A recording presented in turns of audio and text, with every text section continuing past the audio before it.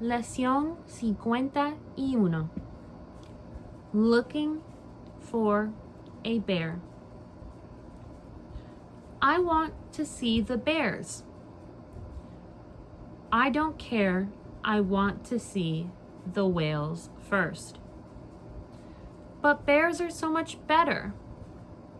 Yeah, if you're 7. I'm 10 now. I like whales. So what? I want to see the bears. I don't care. Coming to the museum was my idea, and we're seeing the whales first. Bears, whales, bears, whales. Mom, Graham is being mean, shouted Sarah. Everyone in the main lobby of the Museum of Natural History turned to look at her. Mom turned around with an embarrassed look on her face, the one that she called mortified. What did he do? Whispered Mom. He said that bears are for little kids and that we have to see the whales first. We are going to see everything in the museum. We have all afternoon. But I want to start with the bears. Then you should have asked nicely instead of shouting. Graham, take us to the whales. Sarah's heart sank. Graham didn't even have to say anything. The look he gave her was bad enough. He was smiling ear to ear like one of the chimpanzees in the Africa exhibit. She dragged her feet all the way to Ocean Life. She knew she shouldn't have shouted, but Graham made her so angry. And the simple fact was, they didn't have all afternoon. It was 3 p.m. now, and the museum closed at 5:15 p.m. Sarah had seen the sign. She had read her mother's watch.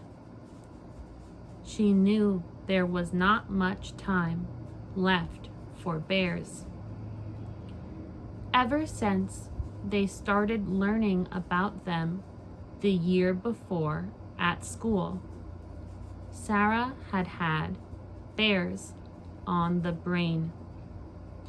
She had paid extra close attention during that unit and now knew all sorts of facts about bears. Grizzly bears were some of the biggest in the world, and they were her favorite. Did you know, she asked her mother, that grizzly bears can get as big as 850 pounds? I did, Sarah. You mentioned that several times in the car. Well, did you know they can run 35 miles an hour? Yes, I did. That's speeding in some places, said Sarah. But Mom didn't seem to care. Whales are way bigger than bears, said Graham. That means they're better. Yeah, but whales live in the ocean. So, what's wrong with the ocean? It means they're wet all the time, and they smell like fish. You smell like fish, Graham cracked up. Clearly, he thought he was very clever. How big are whales? Asked Sarah. What do you mean? Grizzly bears weigh 850 pounds. How much do whales weigh? I don't know. A whole lot? Sarah scoffed. Graham didn't even know anything about whales. He just wanted to make sure she was unhappy. She had been looking forward to this trip for months. She read about the museum online, about all the dioramas that were built in the 1940s. They were a very old-fashioned kind of exhibit, but they looked beautiful in the pictures.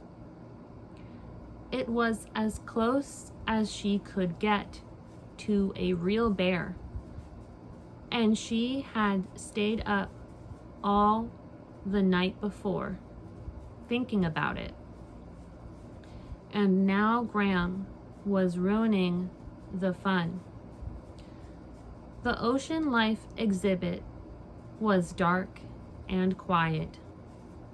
Spooky sounds filtered down from the speakers, which were supposed to make them feel like they were underwater. Sarah didn't feel underwater. She just felt grumpy. Oh, look, she said. A whale. That's a humpback whale, said Graham, doing his best to show off. No, it's not. It's a beluga whale. Read the sign. The model of the beluga was one of the ugliest animals she had ever seen. It had a smooshed up face and a sad gray color, and it looked like it definitely smelled like fish.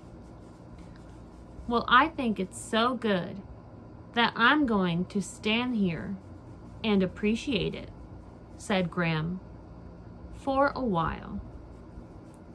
Mom, can I please just go look at the bears by myself? Asked Sarah.